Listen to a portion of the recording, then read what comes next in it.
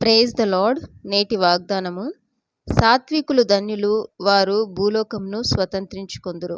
మత్తయి సువార్త 5వ అధ్యాయము 5వ వచనము. నేను సాత్వికుడను, దీన మనస్సు గలవాడను గనుక మీ మీద నా కాడి ఎత్తుకొని నా యొద్ద నేర్చుకోండి, అప్పుడు మీ ప్రాణములకు విశ్రాంతి దొరుకును. యేసుక్రీస్తు ప్రభువు దేవుని స్వరూపం కలిగిన వాడై ఉండి దేవునితో సమానంగా ఉండుట విడిచిపెట్టకూడని భాగ్యమని ఎంచుకొనలేదు గాని, మనుషుల పోలికగా పుట్టి దాసుని స్వరూపమును ధరించుకొని తను తానే రిక్తునిగా చేసుకొనెను.